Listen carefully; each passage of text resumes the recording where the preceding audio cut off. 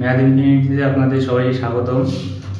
গত ক্লাসে আমরা সেট ও ফাংশনের বেসিক একটি ক্লাস করেছি।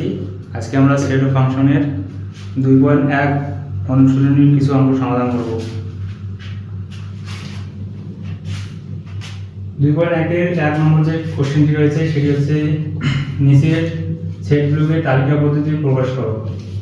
ক নম্বর অঙ্কটি আমি এখানে তুলে নিয়েছি। এখানে বলা আছে x belongs to এবং x কিউব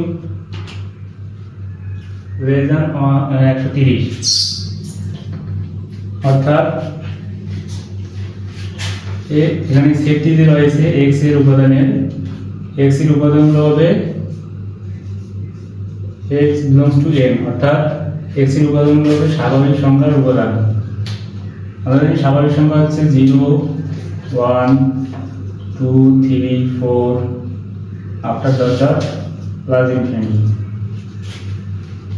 এগুলো হচ্ছে স্বাভাবিক সংখ্যার উপাদান। তো এই উপাদানগুলো হবে x এর উপাদান, যেটিকে বর্গ করলে হবে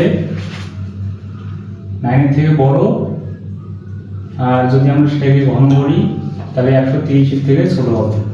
ঠিক এরকম স্বাভাবিক সংখ্যাগুলো আমাদের এখানে লিখতে হবে।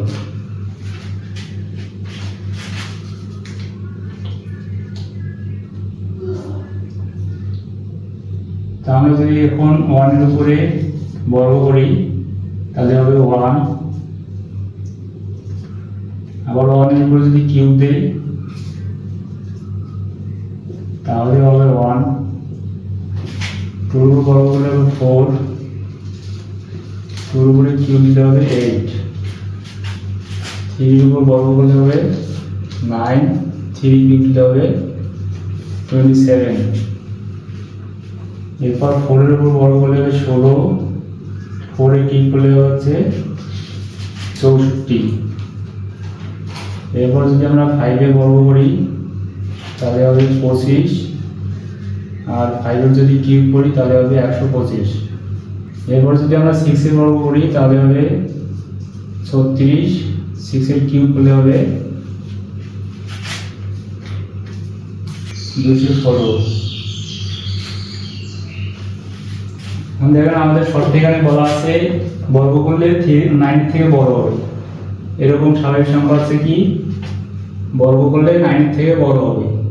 3 বর্গ করলে হচ্ছে 9, যেহেতু এখানে ইকুয়াল দেওয়া নাই, গ্রেটার দেন ইকুয়াল দেওয়া নাই, তাহলে আমাদের 9 নেওয়া যাবে না। 4 এর উপর বর্গ করলে হচ্ছে 16, অর্থাৎ 9 এর থেকে বড়, তার মানে আমরা 16 নিতে পারবো। এরপর 25, তারপরে 36, এগুলো হচ্ছে 9 থেকে বড়, 64 9 থেকে বড়, 125 এও 9 থেকে বড়। কিন্তু আমাদের আরেকটি শর্ত দেওয়া আছে x কিউব লেস দ্যান 130, অর্থাৎ ওই সংখ্যাটি ঘন করলে 130 এর থেকে ছোট হবে। 5 এর যদি আমরা ঘন করি তাহলে হচ্ছে 125, এরপর 6 এর ঘন করলে হচ্ছে 216, 216 সংখ্যাটি হচ্ছে 130 এর থেকে বড়, অর্থাৎ আমাদের 6 নেওয়া যাবে না। তাহলে আমাদের সেটের উপাদানগুলো হবে কি কি? এখন যদি আমরা এই সেটটিকে তালিকা পদ্ধতিতে প্রকাশ করি তাহলে হবে 4